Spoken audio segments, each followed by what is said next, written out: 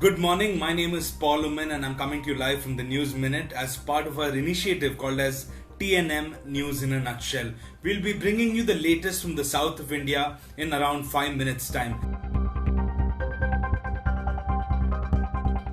Let's begin with update coming in from both Tamil Nadu and Karnataka.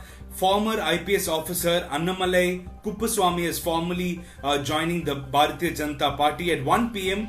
He would be joining the party in New Delhi.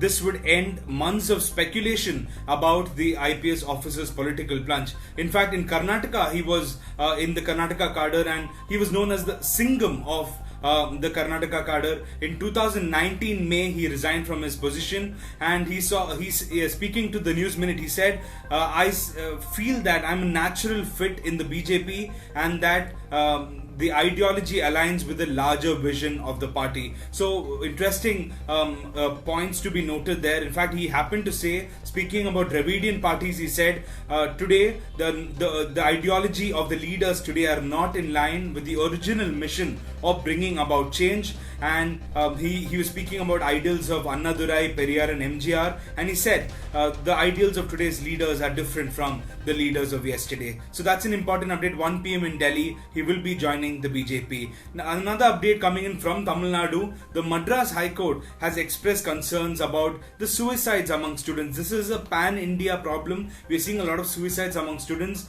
and this because of the inability to obtain the necessary gadgets or devices, especially considering that a lot of schools are going online now, classes are going online. In fact, the Madras High Court told the state government, you need to regulate online education. Very important point there. This the court said while hearing petitions which sought that the government lay guidelines for schools before online classes formally begin. In fact, the court questioned the state government and asked if it had conducted an assessment or a survey about the availability of gadgets among students and also about the network connectivity, because a lot of schools are located in hilly terrains, in areas where network connectivity is not present. So the court asked, have you conducted an assessment about the availability of gadgets and also about the network connectivity? In fact, the court also asked the state government to file a comprehensive report about this and submit it to the court.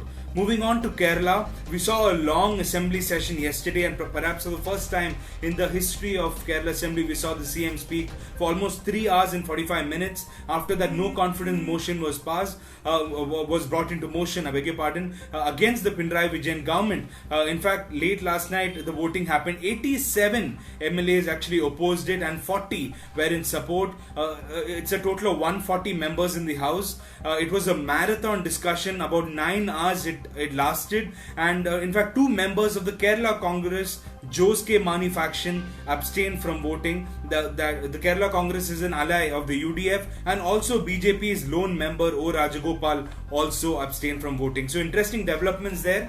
It was a marathon session, and we saw finally that the no confidence motion against the Pinarayi Vijayan government was defeated after the voting took place. Next update coming in from Telangana, the Medical Joint Action Commission, which consists of doctors, nurses, health workers, they have given a 2-day ultimatum to the TRS government, that is CM KCR's government, and it is demanding that a government order be released in which the ex gratia, the insurance to health workers, are announced.